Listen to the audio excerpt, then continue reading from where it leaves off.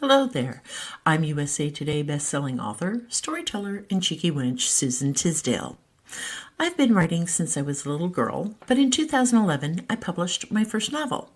Since then, I've hit the USA Today bestsellers list 3 times, and I've sold more than 750,000 copies of my books around the world. I'd like to welcome you to the Cheeky Wench channel, where we discuss all things writing related, from writing to publishing to marketing and everything else in between. So grab your notebooks and your favorite beverage and let's get down to it.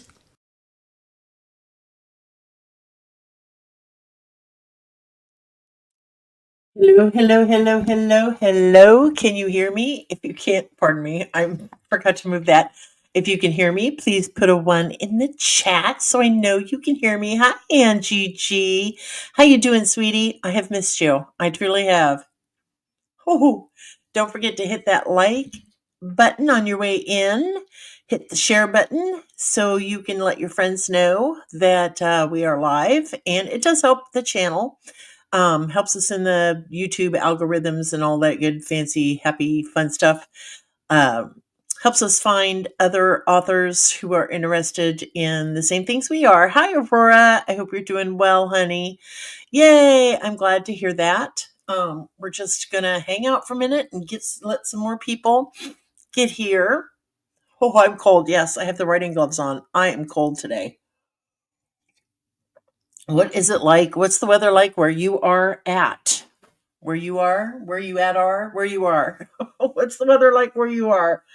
Oh, it is just chilly. Hi, honey. Oh, burr. I just cannot get warm this afternoon. I did see my chiropractor this afternoon. I've got a little bit of a pinched nerve in my back, and oh, the relief. God, I love my chiropractor. I truly, truly do. Um, oh, cool. Oh, cold, wet, and dreary. Sorry about that, but I'm glad you're remodeling and redesigning your office. That's always fun, Aurora. Hi, Shannon. How you doing, honey? It's just been a busy, busy week. Hi, Smurf. That's okay, honey. We just got started. Don't forget to hit that like button on your way in. Subscribe if you haven't. Share the link with your author friends so they know where to find us. Angie says it's 49 and breezy, the kind of wind that cuts through you. Exactly. It's been like that.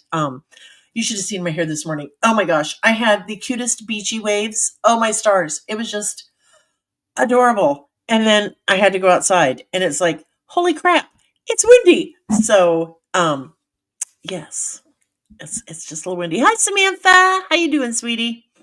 I hope everyone is doing well. Who got to write in the last week? Show of hands. I don't care if it was just 10 words or if it was 10,000 words.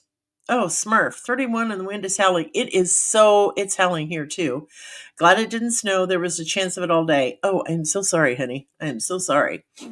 Hey, a little bit, a whole bunch, it doesn't matter. As long as you got some words in, that is awesome. So this is for all of you.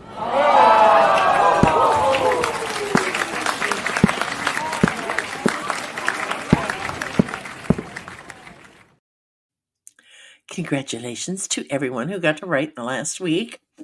Hey, editing is fine. Editing is really, really important. Show of hands. Who got a new grandbaby in the last week?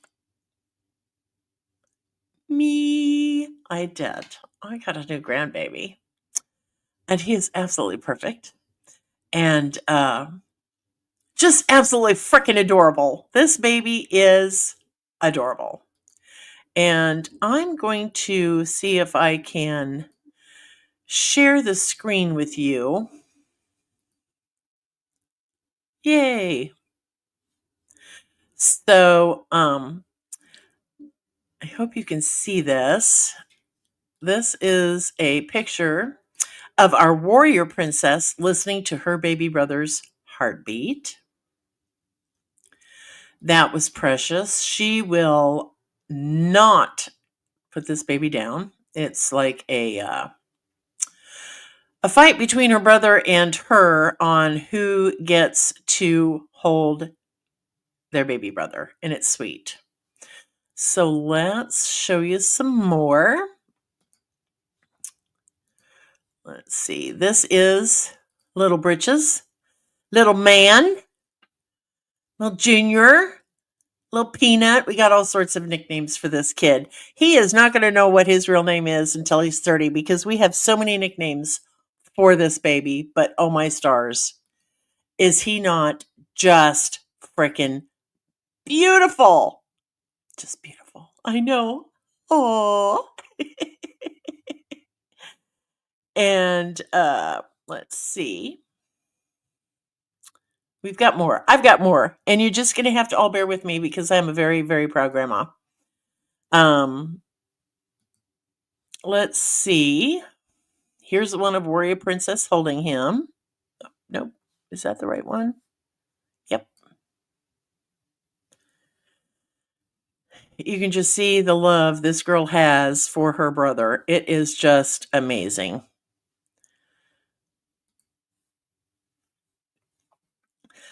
He is. I'm telling you what, this baby, he's just about as close to perfect as y'all can get.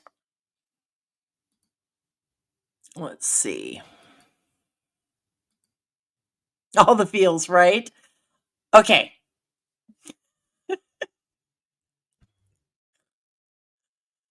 Look closely at this baby. Give me a show of hands or put a 1 in the comments if you have ever seen young Sheldon. I know, right? Those cheeks. I'm telling you. Just put a 1 in the comments if you have ever watched young Sheldon. And if so, do you know who Dr. Sturgis is?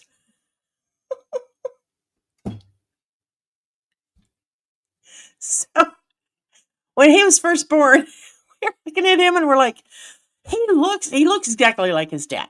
Just hands down, there is no denying who his father is. Hands down, he's Scott's baby, right? But he gets this look on his face, and you just think Dr. Sturgis from Young Sheldon. So we've been calling him Sturgis or Doc. I know, right? We're just cruel, awful bastards. We really are. Oh, but he is just absolutely the most precious little guy. Oh my gosh. Oh my gosh.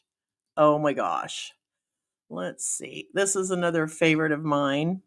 Isn't that precious? Let's look at them little eyes and those little rosebud mouth and those cheeks. But he's a tiny little feller. Okay, he's way under 7 pounds now. But he's just so absolutely amazing. And I got to take Emily to a doctor's appointment today. Dad couldn't be there. He was busy, of course. You know, dads have things to do. So I got to help. And I just love that. And I had to remind myself, wait, I'm grandma. The nurse wants Emily to strip him down to his diaper so that he can be weighed, not me. Oh, the nurse needs Emily to hold him for a minute, not me. Oh, Emily's the mother. So it's just,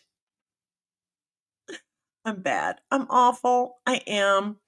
But he is just, oh my God, he just get his little thing and you can't put him down. And I don't think he's going to walk till he's 10 because he's just too adorable and nobody will put him down.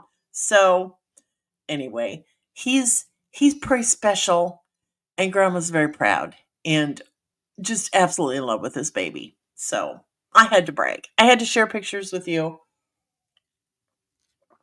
and just brag for a minute. So he's doing great.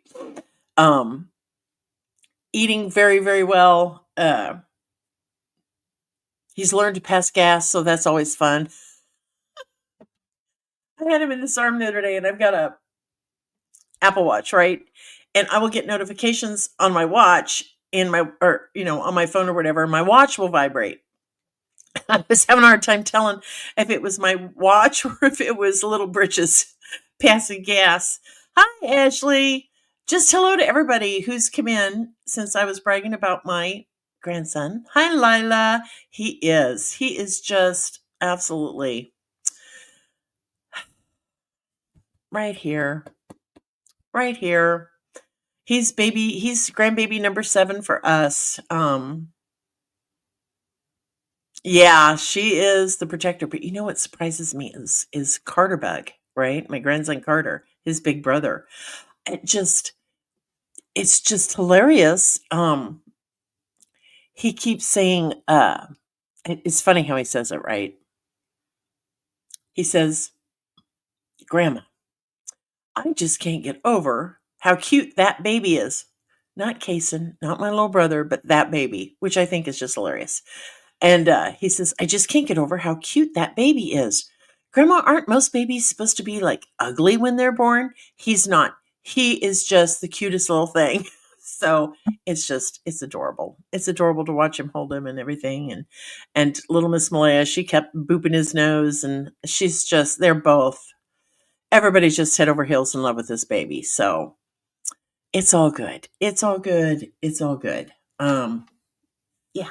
So anywho, welcome, welcome, welcome to everyone. Thank you for letting me brag about my new grandbaby for just a little bit. And thank you all for not commenting on the bad hair. Again, it looked so cute this morning with all the beachy waves, and then the wind hit and it just tore everything to hell. That's all I can say. It's just the makeup went, the hair went, and I just have been busy all day long with pediatrician appointments, running errands. I had to go see my chiropractor. Because I've got like a pinched nerve in my back that is just giving me fits. Standing and walking doesn't bother me, but sitting down does. So, anyway, so we're going to hopefully swoop. Is this our swoop? Yeah, that's our swoop. So, we're going to get right into it now. So, tonight we're going to be discussing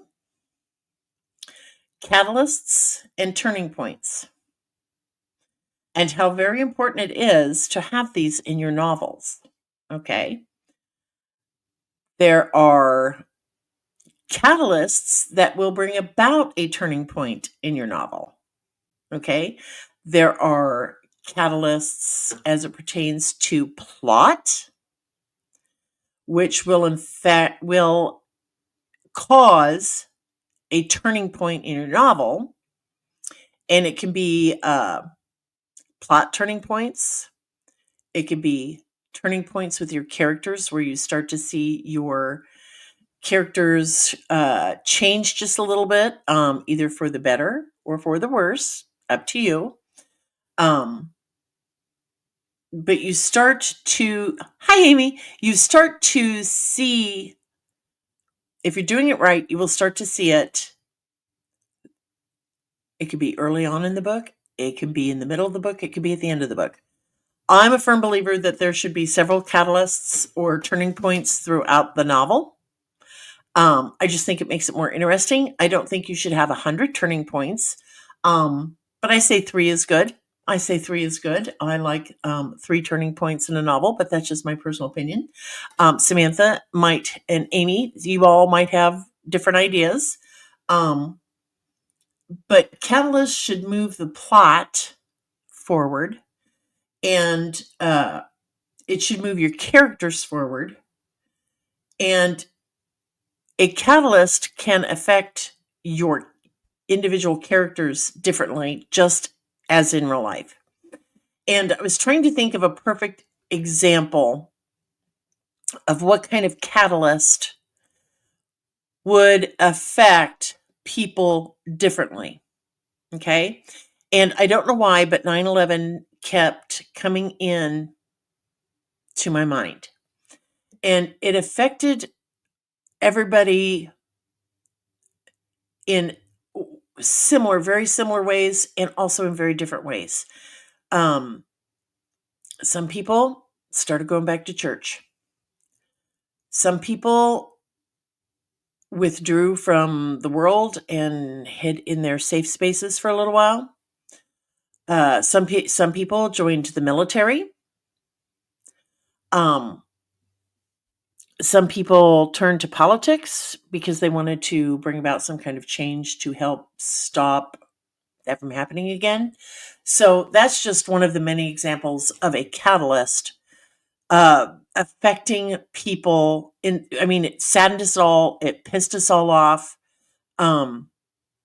It was just a heartbreaking experience for, I'm going to say, everybody, right? But how we reacted to that catalyst was different. So your characters they can react in similar fashion, but it should affect them,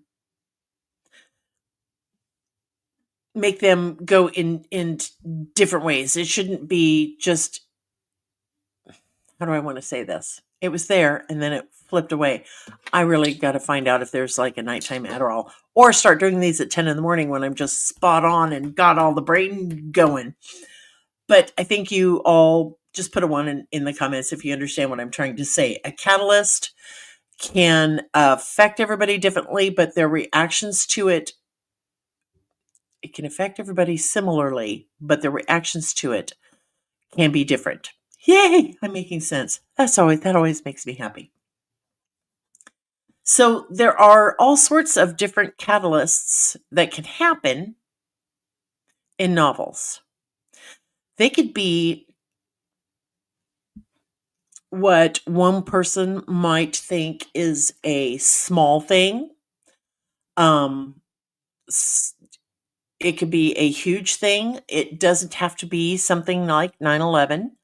Um, there are all sorts of different ways that you can, all sorts of different kinds of catalysts that can help propel the plot forward and your characters forward. Okay. And that is completely up to you. It could be something was stolen. It could be something was broken into. It could be, like, I write Scottish historical, so it could be an attack on your clanspeople. It could be, if it's sci-fi, it could be a war that broke out. Or it could be like a missing spaceship or a missing airplane. Um, Whatever you decide your catalyst for this change is going to be, that's entirely up to you. But what you really need to pay particular attention to is how this particular event, this catalyst, is affecting your characters and how they are responding to it or reacting to it. How is this catalyst going to change the way my characters behave? And I think that's important, and I think it makes for a much more interesting read. And like Samantha says, she loves reading and writing the oh shit moments in a book. And that's what those are. And I don't think Michaela's here, but this is what spawned it all. So that last week before the baby was here, I was kind of griping that I didn't like writing the middle of the book. And Michaela said, that's where all the fun is. That's where all the fun starts to happen. That's where your dragons come in and start eating the little people like ants. And I'm like, oh my stars, that you are correct. What I need right now is a catalyst for this story. I need something to happen that will move my characters and this plot line forward. And I just didn't know what it was going to be. And I still don't, because welcome grandbaby number 7, which is completely fine. I factored in a few days off for this event. Smurf asks this: Do catalysts have to be specific events, or can they be a long-term thing? Rowling's Harry Potter series again here, and all the abuse H suffered at the hands of the Dursleys toughening him up. Exactly, it can be something like that, because the catalyst, you are right, Smurf, it can come in waves. Okay, this is a really, really good example. Harry suffered abuse, and he put up with it, but the catalyst came. I would think that when they come to get him, and I don't know all the names, God forgive me, it's been a really long time since I've read it and watched it, but was it not Dumbledore? Who was the guy with the beard? Did he come and get him out from under the stairs? I can't remember. But those moments of abuse led up to that catalytic moment. Hagrid. Harris. The letter from the owl. Thank you, Ashley. Thank you. So those, like, there can be smaller catalysts along the way, right? Like the letter from the owl, like trying to figure out how to get on the train. Those could be smaller catalysts that lead. Yeah, it's okay, Shannon. I knew what you meant. I was just giving you a hard time. Those different little events can be considered little mini catalysts that propel the story forward. So to answer your question, Smurf, yes. Yes, yes, yes. It can certainly be that. Um, and sometimes that is better than one great big catastrophic event.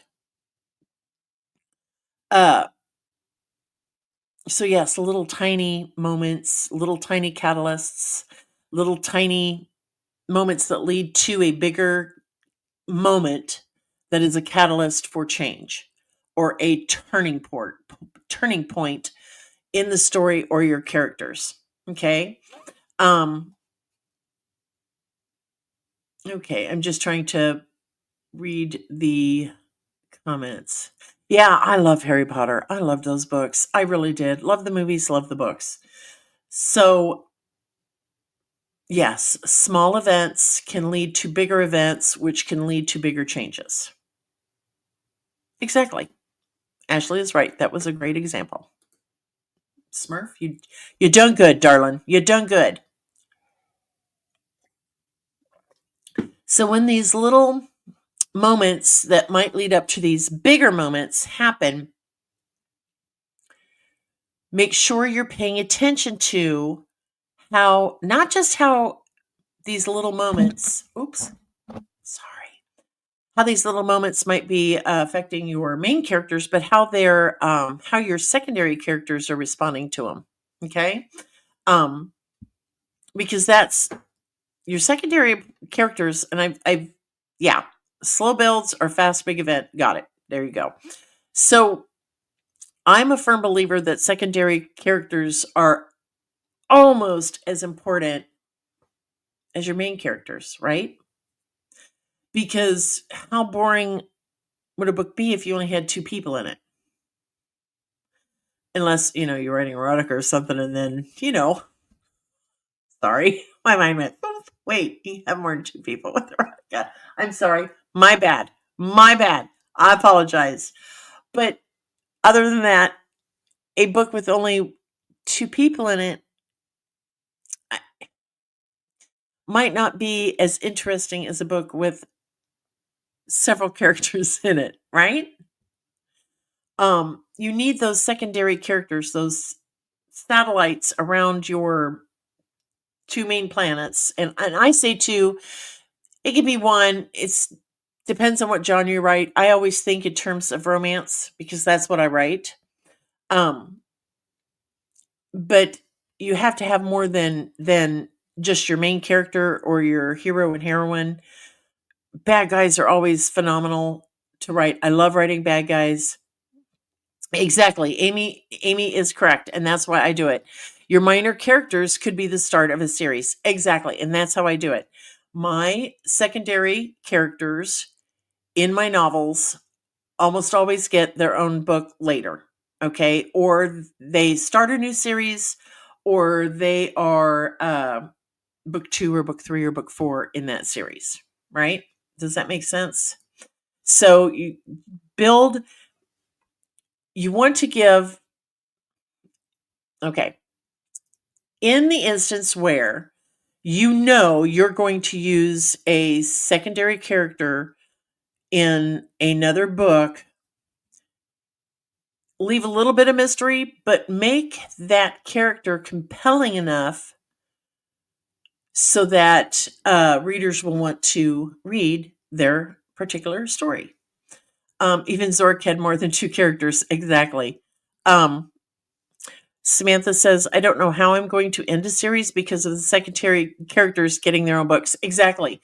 And hand to God, I have never written the words the end in any story because it might not be the end. I might get an idea later on, a year or two down the road.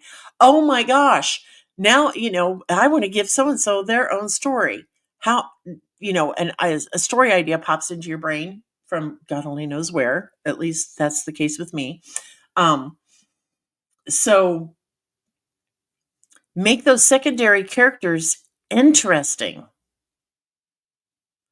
Um, Smurf has another question.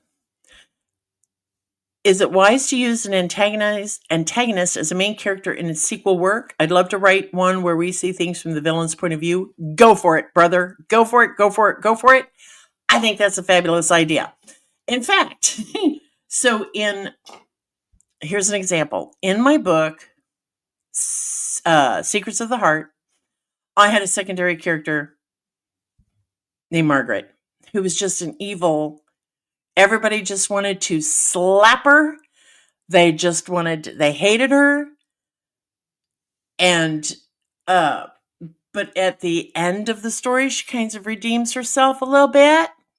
And now she has her own book, which is in the editing stages right now and will be released January 31st. Thank you very much.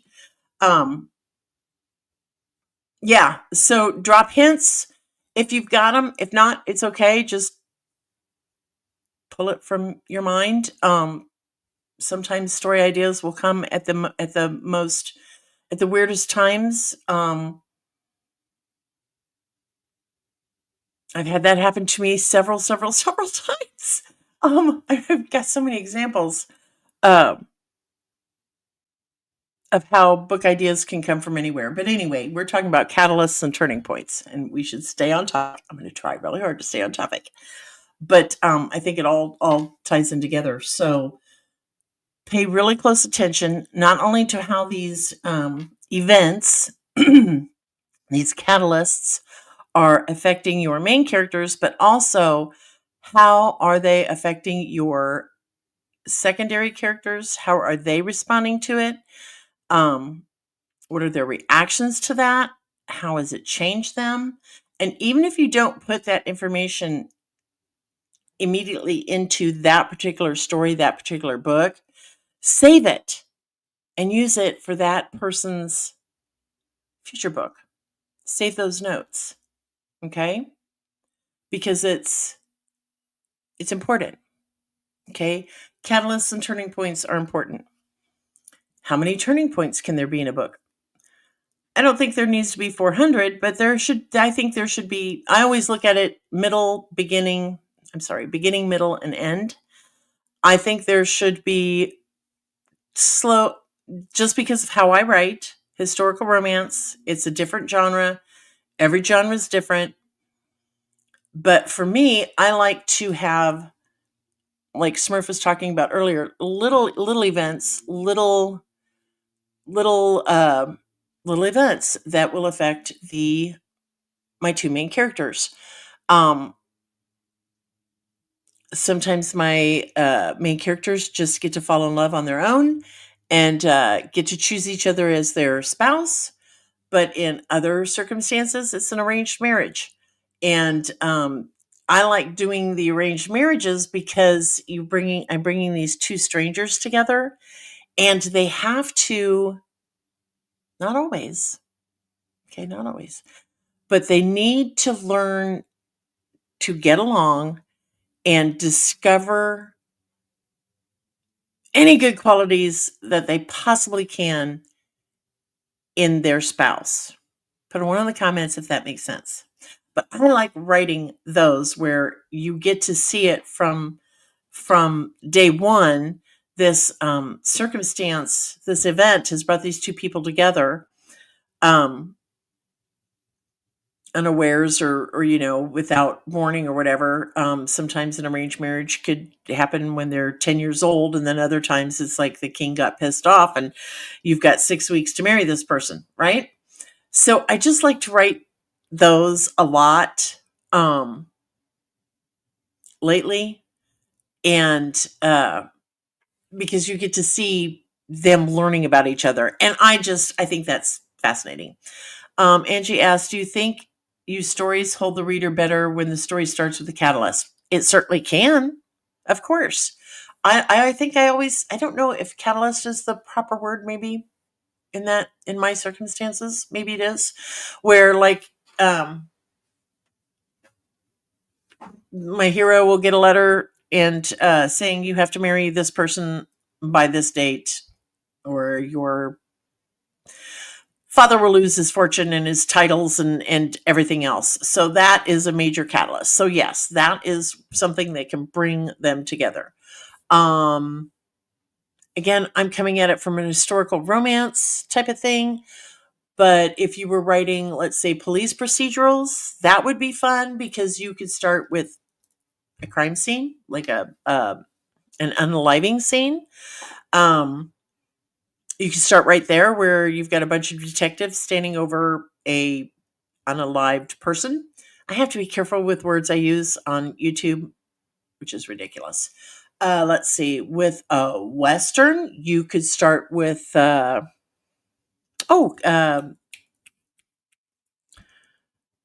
cattle. Son of a gun. What do they call it? Rustlers. You can start with a bunch of rustlers. It could be contemporary or even historical because they still have cattle rustlers today. I did not know this until recently. But anyway, you can start with a major theft of cattle or horses or whatever. You could start a story with a fire. A house is burning down. Um, I did that once with the King's Courtesan, also known as the Edge of Forever. So yeah, you can. I think it's fun when you do start off with one of those. Yeah, start with a showdown. Start with a major event. You can certainly do that because when you do that, the reader's like, if you do it correctly, the reader's going to want to know, okay, what happens next, right?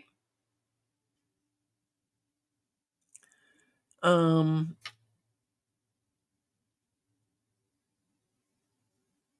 let's see. Yeah, like Samantha says, start with a showdown. I think that's an excellent idea. You can start a story out small or, slow, right? And do some build up. But when you do that, just remember,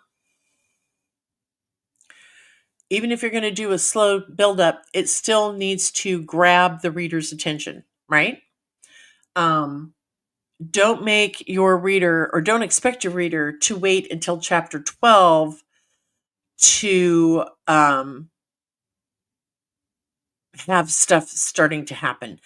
Don't make the first 10 chapters the groundwork, boring groundwork, backstory, that type of thing, right?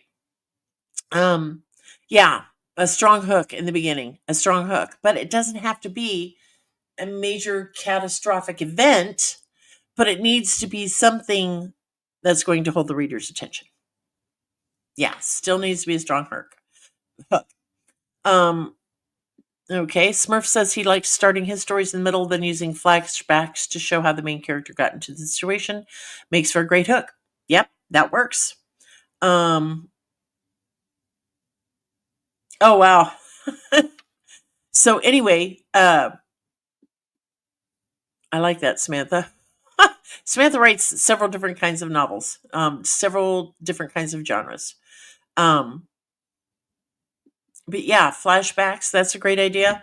Um, when Smurf said he loves starting his stories in the middle, I thought you meant actually writing from the middle out because I've done that before where I had the middle. I knew it was the middle of the book. I just couldn't figure out how it was going to begin or end. So I just wrote the middle and then it's like, okay, now I've got to write to get to the middle. And by the time I got to the middle, I knew how my book was going to end. So that was my first thought, Smurf. So anyway, so intrigue, interest, compelling, those are maybe words you want to hear your readers say when they're talking about one of your books. You want it to be lovely, sweet, intriguing, compelling, interesting, exciting, breathtaking. All those really powerful words are what you want to hear your readers say about your books. Um, Samantha says, I started a book with a flashback, but the reader doesn't know it's a flashback back up until the flight attendants tells the guy to put his tray table and seat back up. Oh, that's funny. I like that, Samantha. Angie said, I had shower. I had a slower beginning, a car trip, but changed it to an assault, hoping it would grab the reader and keep them interested from the first page. Perfectly acceptable. Perfectly acceptable. And as you're writing your book, you can always go back and change the beginning. There's nothing that says, okay, we all know how I feel about outlines. Love outlines. Love, love, love outlines. Outline all my books in the very basic sense. I almost always know how I want it to begin and how I want it to end, and I usually know the middle. But there are times when I think the beginning is good and I'll be writing along and something will hit me and I realize this is not the right beginning for this book. And I could be 4 or 5 chapters in and realize, wait a minute, this is not where I wanted to be at this point in the story. This needs to happen sooner or it needs to happen later. And there have been lots of times when I have gone back and totally from scratch rewritten the opening to a book. And that's okay. You have permission to do that. Let's see. Samantha says the excerpt you read from my book read from my book last week is the starting chapter and it's a huge catalyst. Exactly. Hi, Diana. Yeah, we loved that book from last week. Oh, can't wait to read it. I've just been a wee bit busy, with that new grandbaby. And yes, you're going to hear me talking a lot about my grandbabies, and I don't care. So, turning points can be powerful, something powerful that has happened, and it could be something soft that has happened, okay? Like, okay, because this is what I write, this is the example I'm going to give. So we have Scottish historical romance. We have these two, it was an arranged marriage, and little soft catalysts or turning points, for example, can be when they first meet, they don't like each other for whatever reason, right? It was a bad first impression. But as you write the story, you get to, and it's all about layering, I guess. You layer stuff. You heard me talk a million times about layering. But you want to give let's say your heroine, a glimpse of the hero's true self. Just a little glimpse. Like she thought he was a cruel, heartless, whatever. But then maybe, for instance, she sees him with his son that she wasn't aware he had, or something like that. And he's really good with his son, or he's really good with his nieces and nephews, right? And that softens her opinion of him from idiot jerk or Egypt to maybe he's not so bad after all. And in that situation, there needs to be more than just one tiny little glimpse into who the person truly is. Now, I'm probably going to get a lot of hate for this. That's okay. I don't care. I can handle it. The movie My Fair Lady, put a 1 in chat if you've ever watched that movie from start to finish. My Fair Lady. A 1 in the chat if you have ever watched it from start to finish.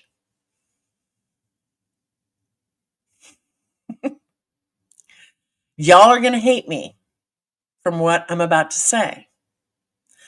I absolutely hate the plot of that movie. Hear me out. I love her. I love her character. Oh my God. Beautiful, strong, intelligent, talented, gorgeous, a heart of gold, etc., etc., etc. Exactly. Him, whose name I can't even remember now, cannot stand him. Absolutely despised every time that man opened his mouth.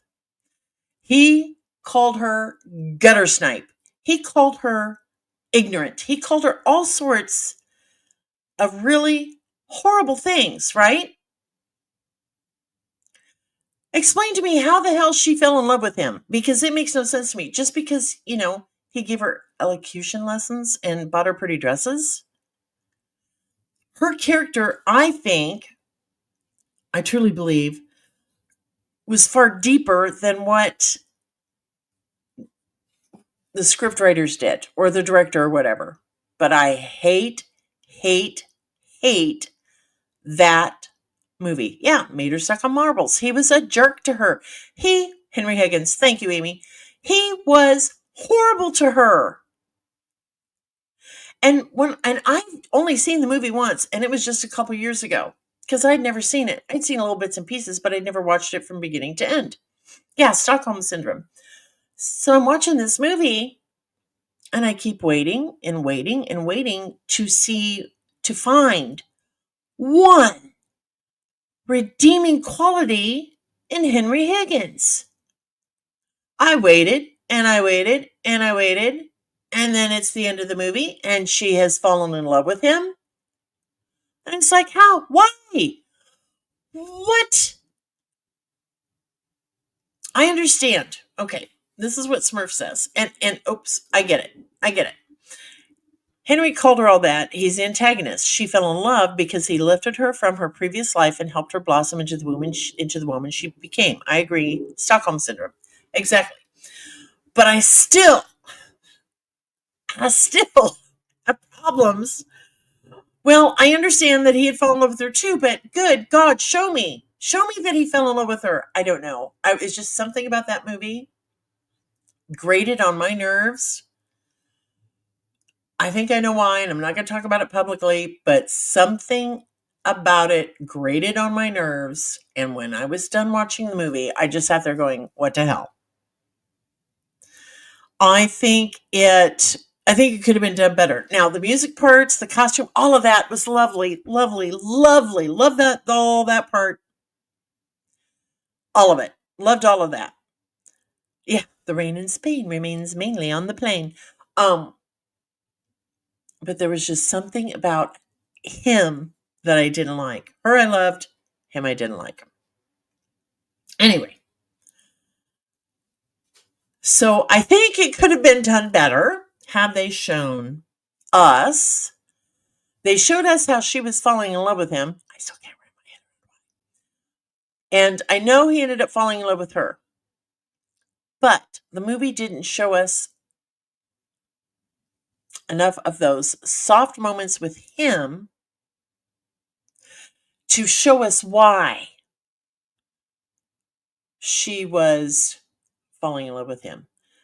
A couple of little tiny 5-second moments showing a softer side of him, showing a tender side of him, I think would have been better. So, yeah, okay, so I haven't seen the play. Oh, from the book Chameleon. Okay, haven't read that book. Um, yes, and the song Without You shows he's in love with her too. I get that. I get that. I get that. Um, anyway, my point is show me as a reader,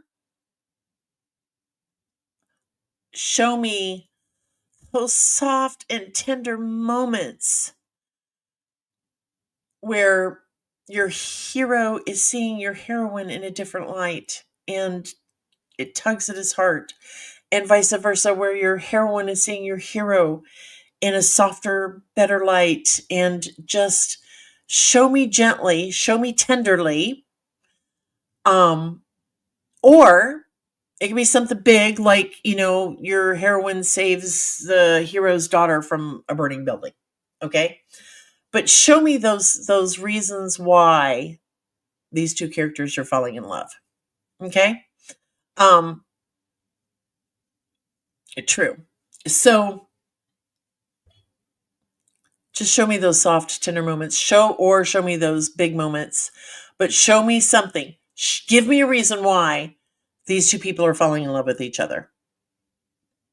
Yes, Angie's right. Classic example of where the movie disconnects with the book. Exactly. And we've seen that happen before. Um, where the book was amazing and the movie sucked. I mean, we see that all the time, don't we? Hang on. My throat says, honey, you've been talking too long. Oh, oh, oh,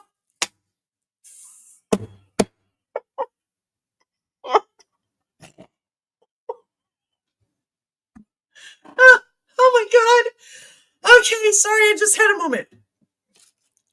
I pulled a mint out of my desk. And then I see something black scurry across my desk, and it scared the hell out of me. I thought it was like a big wolf spider or something. I don't know what this little black ring is. It was in my desk. Is it like a rubber band? Yeah, a little black rubber band. And I didn't see it. And it scurried, and I thought it was a spider. Yes, even House did better at making him lovable. Exactly. Although House was still a jerk, but a lovable jerk most of the time until he was a misogynist. And I've been rewatching some of the episodes of House just because I like to get different examples of what we might consider jerky characters. Okay. And he was one. Okay. Samantha says, example of a great movie with an even better book, Sleeping with the Enemy with Julia Roberts. I saw the movie a few times before I came across the book on vacation. Book was incredible and scarier. I have not read the book, but I loved the movie. It was a good movie. The misanthropy was real with House. Yes, it really was. So anyway, just my 2 cents. I will, if I ever get, time to myself again, I will definitely read it. Anywho, show me those little tender moments. In books that aren't romance based, if you've got an antagonist who is a jerk, like Smurf said, and you want to give him his own book someday and write the story from his perspective, it might behoove you to do a little bit of layering with that character in the first book. A couple little times to make him more human and less jerk so that people will want to read his story. Sorry that I'm chewing candy while I'm here, but I have to because my throat is dry. Anyway, there can be different kinds of turning points. There can be outside forces,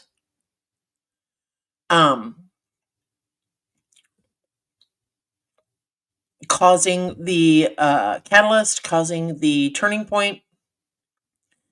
But then it could be just something as simple as the interaction between two characters.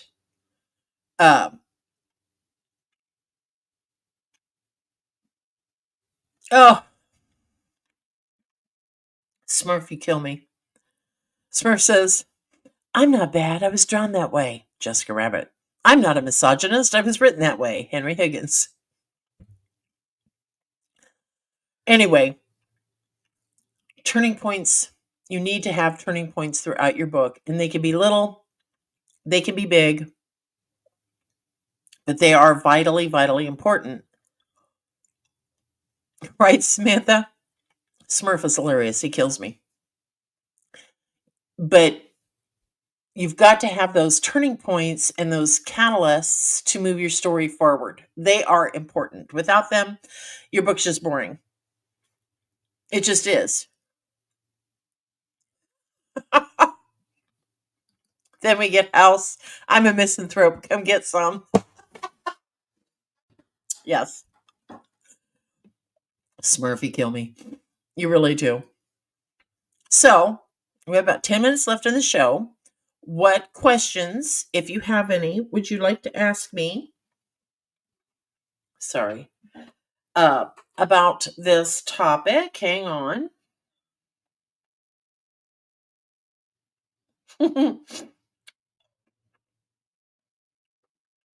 Sorry.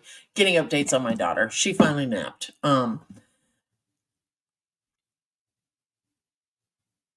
New babies just there's not a whole lot of sleep with a brand new baby, right? So she's finally resting, and that was Scott letting me know that she was resting and sleeping and getting some much needed rest. So that is good to know. Sorry. If it's baby related, it's getting my attention. I'm just waiting. If y'all have any questions. Oh yeah, those two feedings. But this little guy, he was feeding at 2:20, 2:45, 3:07. I mean, it was just around the clock. So yeah, best distraction ever, definitely. You sleep when the baby sleeps.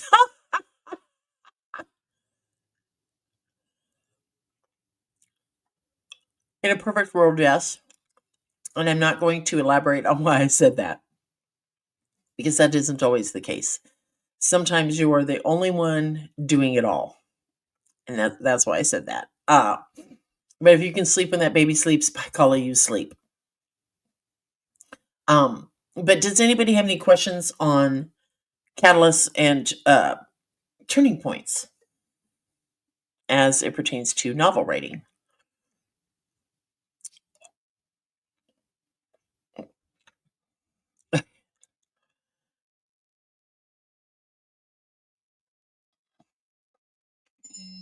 Ashley has a question.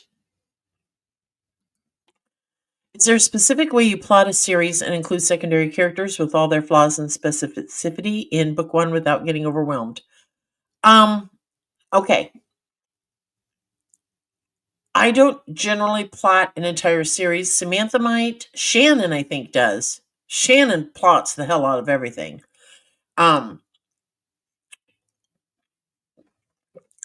I usually just plot the book itself, but if I've got a really good idea where book one is going to go to book two, then yes, I will kind of plot them both at the same time. And if I'm really lucky and I know how I want book one, book two, and book three to go, then I would plot all three. So it just depends. Without getting overwhelmed, it can be done. But just remember when you're plotting, okay, I know some authors who have spent the last 7 years writing the same book because they plot every single paragraph of every single page. I don't understand it. I don't understand how anybody can plot every single paragraph of every single page. That just when this person was discussing that with me, I'm like, you could have had 50 books out in 6 years. You don't have to plot every paragraph of every page. My plotting might take up 2 legal pad sheets, 2 sheets of paper on a legal pad. I'm doing bare bones outlining in the beginning. Now, as the book goes on, I have been known to plot more when I see where I'm going, and it's more or less notes to myself to remember this is why this character is behaving this way. Does that make sense what I'm trying to say? But without getting overwhelmed, as long as you're not going into too much detail, then yes, you can. But if you're trying to plot every paragraph of every chapter, then I don't see how you could. But that's just me. Samantha's a pantser, but I have general plots in my head. And it's okay. Like Aurora says, she just writes. She's tried plotting and outlining and more, but never pans out. I always sway away from that and just go on with the muse's direction. And that's perfectly acceptable. Um, my characters have taken me on. I've plotted the hell out of a book and then had my characters just take me in a whole different direction, and it made more sense and it was better. So, 8 to 12 plot points per chapter. Per chapter? I don't do 8 to 12 plot points in an entire book, Shannon. God, I love you. If you want to learn how to plot, you follow Shannon Nemechek on Facebook. Seriously, reach out to her because I've never seen anybody plot like she does. Um, and she does like romancing the beat. And they pay, some authors pay attention to the beats and all that. And I'm like, I just write the book. I plot to a certain extent because I think it's important. I outline to a certain extent because I think it's important. Um, so I'm a plantster, I guess. Is that a word? I plot and I pants. Does that make sense?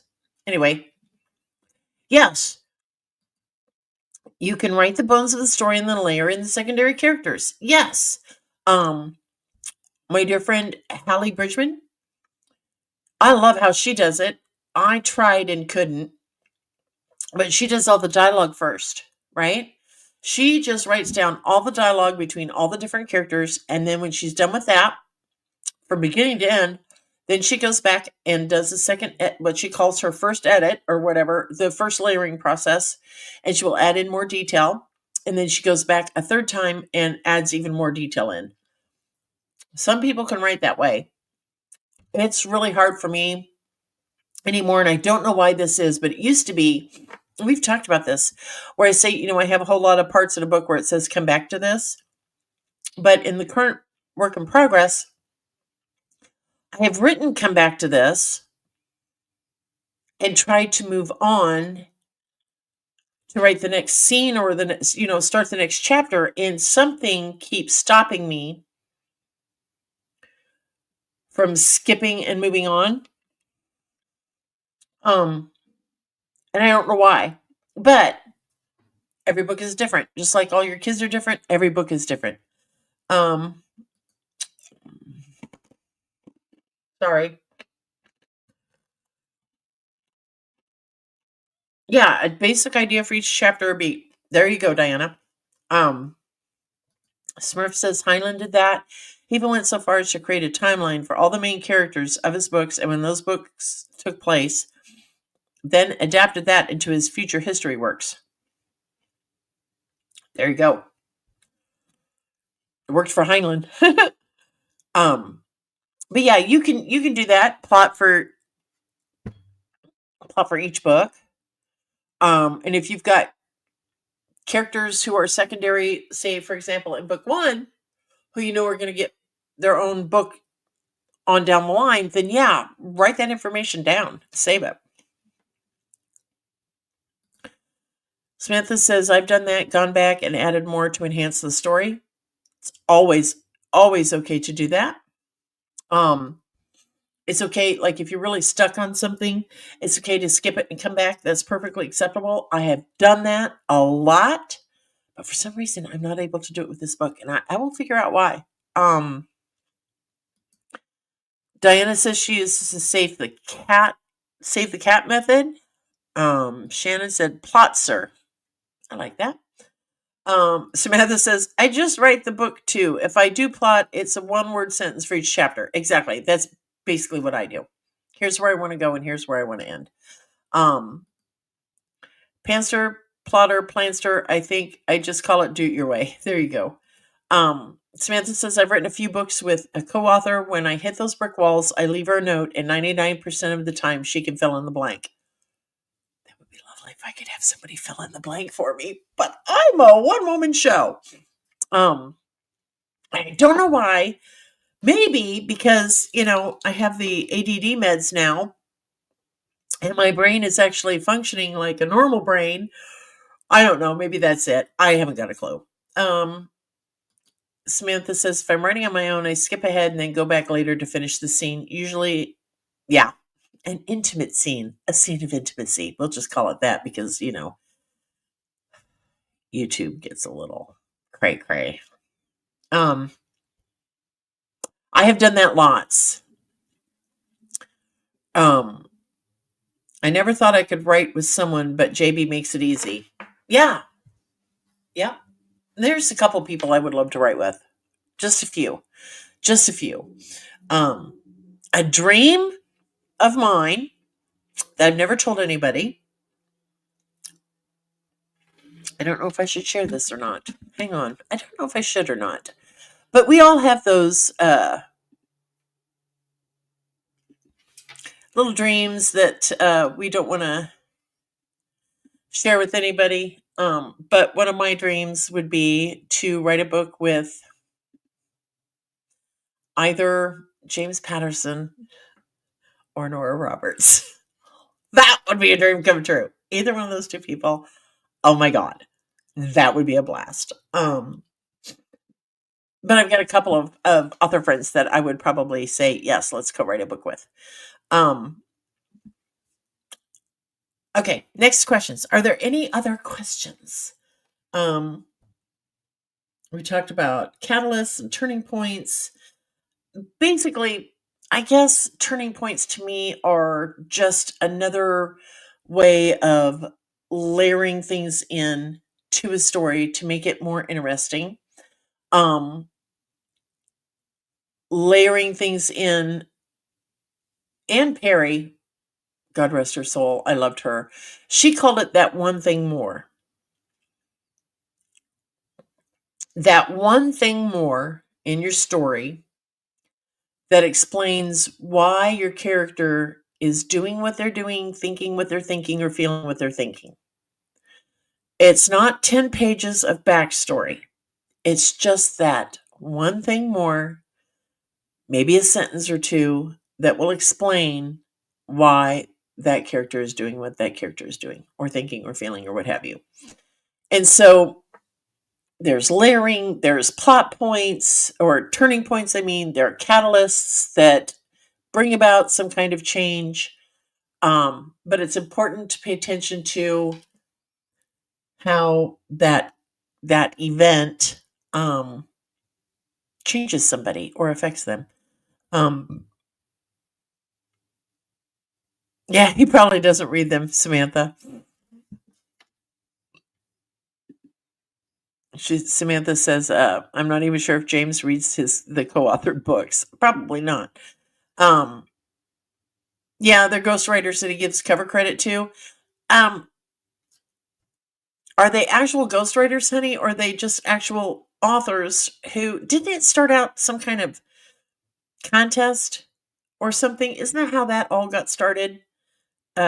Where he did a contest and people submitted samples of work and he picked a winner and that kind of started all of this. That's a catalyst or a turning point in somebody's career. I don't know. I could be wrong because I really don't get out nearly as often as I should. Because, like Samantha or Shannon Nemechek, Shannon will say, well, ask me a question about whatever, XYZ. Doesn't matter what it is. And I'm like, what the hell are you talking about? Susan, that happened a year ago. You didn't hear? Or that they've been doing that for 2 years now. Didn't you know about that change? No, I don't get out enough. Oh, okay, that's right. Okay, so they're authors who basically write in his world like the Kindle worlds. There you go. James writes the outline and then he turns it over to whoever. Okay. That does make sense. That does make sense. But yeah, that would be a dream. But to go right with Nora Roberts. Oh my gosh. I love her. She's just phenomenal. Okay, can we all agree? And if you can't agree that Nora Roberts is just freaking amazing, don't tell me. Don't tell me. Don't tell me. Lie to me if you must. I don't want to hear your truth. My truth is that she's just freaking phenomenal and I love her. And anybody who knows me knows how much I love Nora Roberts. So, anywho. Yes, she is. I know she is, but I can't talk about it, Amy. But yes, she is. Um, Hi, Lori. Yeah, she is. Yes, she is. And I think she knows. Um, I think she knows. I fangirl. I fangirl. So, but yeah, Nora Roberts is a genuinely nice person. I love her. She's freaking brilliant. Just I could talk about her all night long, but we're not going to do that because tonight was all about catalysts and turning points. I wish that Michaela was here so she could talk about the dragons and ants. Maybe she will mention that. Maybe she'll be here next time and can talk about that. But it was just funny how she said it. Susan, if you really want to co-author one with her, why not contact her and invite Smurf? Okay, I've been told in the past by people that I'm slightly intimidating. I've been told in the past that I scare people. I don't know why. I don't know why. I don't know why. Um, and I have chesticles the size of Bermuda. There's a lot of stuff I can do that just absolutely, I don't care. I have no fear at all whatsoever. And without going into too much detail, I have had talks with Nora Roberts. Remember when copy paste Christ was a thing? Yeah. It was hard not to fangirl. But anyway, to say, hey, Nora, would you like to co author a book with me? I would pee my pants. I wouldn't even be able to get the email written. I would literally need depends the size of Burbank to get through the email. Terrifies me to no end. And there ain't a whole lot left that scares me. Ain't nothing scares me anymore, but that scares me. The thought of reaching out to her and saying, um, do you remember me? I helped you with Copy Paste Chris. I think you're awesome. Would you like to co-author a book with me? No, not happening. I just couldn't. But if there was ever a contest, okay, I am a competitive person, right? You all know that, but not competitive in a bad way. Like I want to compete, like with Tony Denise, I love to sprint with her and try to beat her word count. That's the kind of competition I'm talking about, where I want to beat somebody at their word count, right? Um, that's about the limit of my competition streak, okay? But if there was ever a competition where you had the chance of winning the chance to co-write with Nora Roberts, I would take a scorched earth policy. I would. Bitches, get out of my way. I'm going to win this. I don't care what I gotta do. I'm gonna win this. That's how that would be. Um, I wouldn't have the chesticles to ask her to read one of my books and get an editorial review. Neither would I. Neither would I. Um, it's not the writing of the email you're afraid of so much as hitting that send button. It's all of it, Smurf. All of it. All of it. All of it.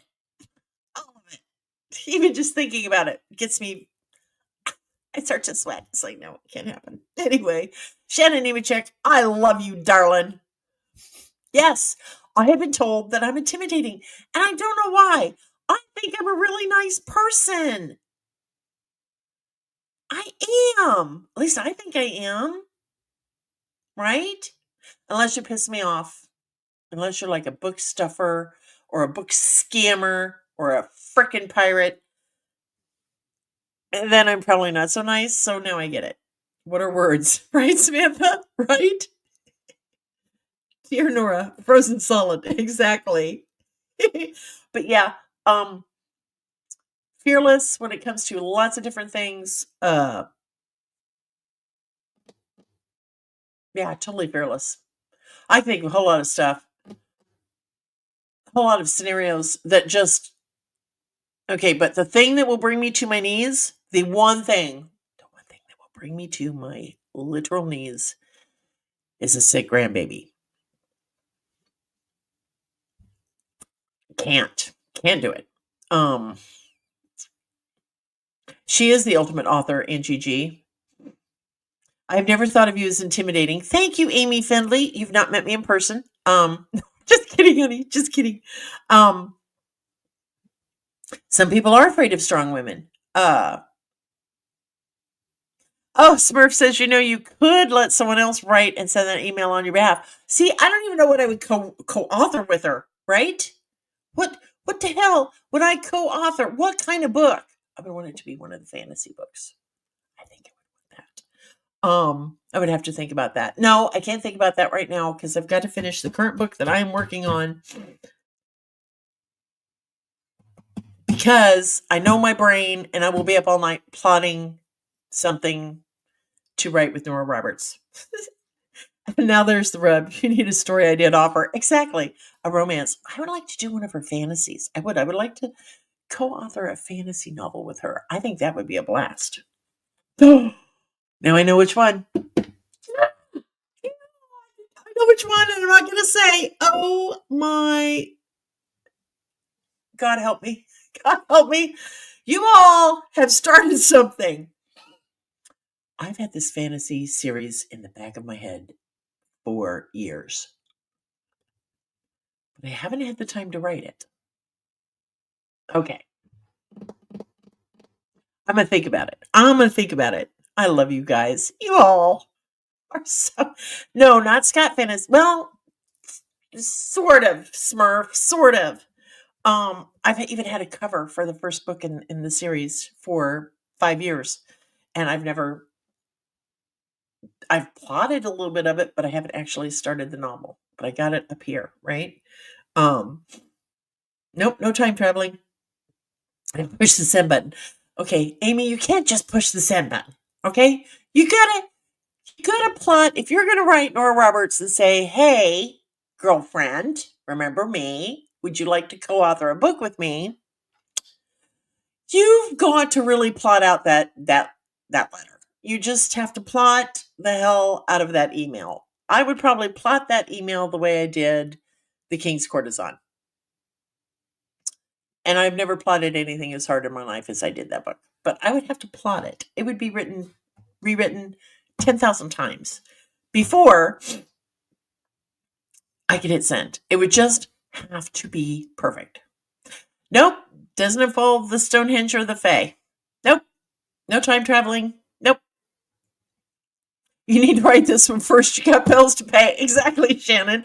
I've got to finish this current work in progress. I got bills to pay. I got a new grandson to spoil. Isn't it called Discovery? You need that first. I'm not sure what you mean, Angie G. Some of your fan base have spoken. You must hit that send button. I'll let you know if I do. I will let you know if I do. But I have to finish the current work in progress because we needs the money. We got grandkids to spoil and Christmas is coming up. Anyway, it is, oh my gosh, it's 6:45. I have had so much fun with all of you tonight. I really, truly have. And I hope you all have had fun too. I hope you have learned something. For those of you coming in on the replay crew, we absolutely love and adore you. Leave a comment because lots of different reasons. I try to respond to all the comments. It helps us with our algorithms. Anytime you leave a comment, anytime you hit like, anytime you hit share, it just helps with our algorithms and helps us get seen. Smurf, what the hell? What the hell? Idea. Nora, I've got a good story idea that I'd love to discuss with you and hope you'll be interested in co-authoring. Yeah, it ain't that easy. I don't think it's that easy, Smurf. I just don't think it's that easy. Isn't pre-planning and pitching a book called Discovery? Oh, see, I don't know because I've never done that. Someone else in here might be able to tell you that. I don't know. I honestly don't know because I've never, there's lots of authors out there who have, 100 rejection letters on their walls. I'm not one of them because believe this or not, I used to be, and I know y'all are not going to believe me, but I used to be horribly, painfully shy and introverted. And I've always written. And as I got older, I had the dream of being a writer, a published writer. But I had enough negativity going on in my life at that time that I did not have the courage or strength to send a letter to a publishing company with a manuscript. Because back then, I believe, I don't know if you still do or not, but I know back then you had to send a copy of, the manuscript along with your cover letter or whatever. I had enough negativity going on in my life at that time that I didn't want to add to it. And I just knew that they wouldn't like it and they were going to reject me. So I just did it before they had a chance. Um, Besides that, I wouldn't have had the money for ink and paper to print it off. So I've never submitted anything to a traditional publishing house. I've been indie published since day one. Yeah, yeah, I was, Angie. I'm serious. Horribly, horribly, horribly, painfully shy and introverted.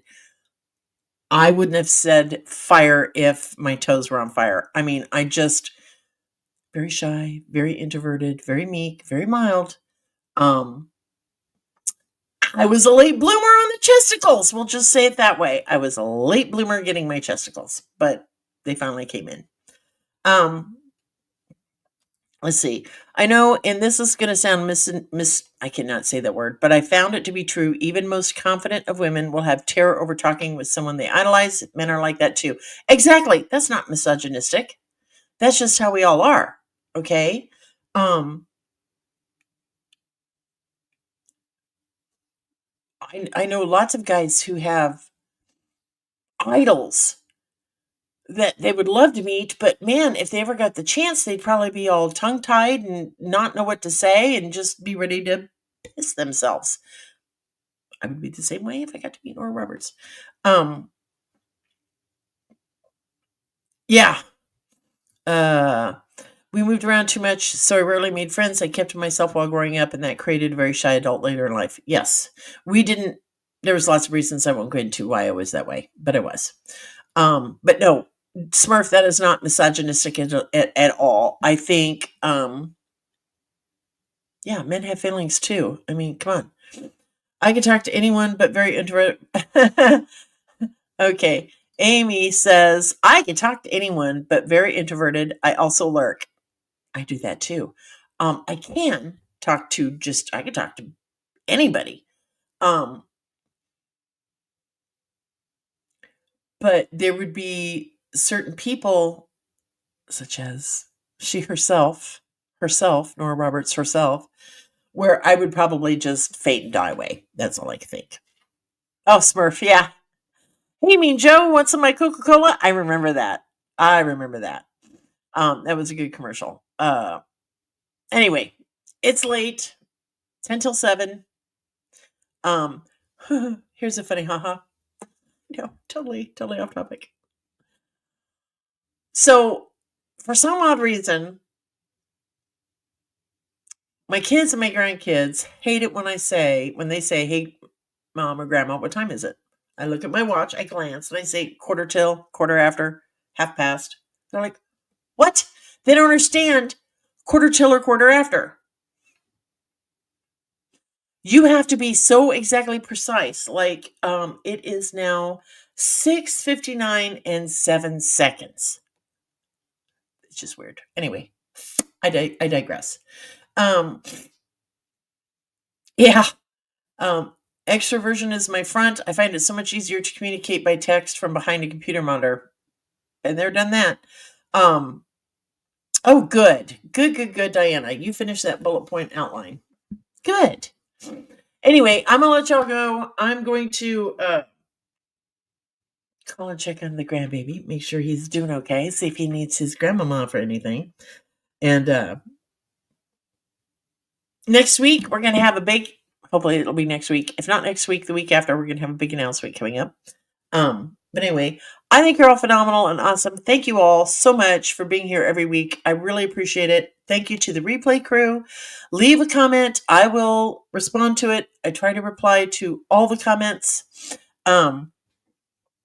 Anyway, we'll see you back here next Wednesday night. I don't know what we're going to discuss yet. But if you've got a topic that you would like to have me talk about, just email me. You all know what it is by now. Susan@SusanTisdale.com. I love you all. I think you're absolutely fabulous. And I just enjoy my time with you. So thanks. Have a great week. And we'll see you next Wednesday. Mwah!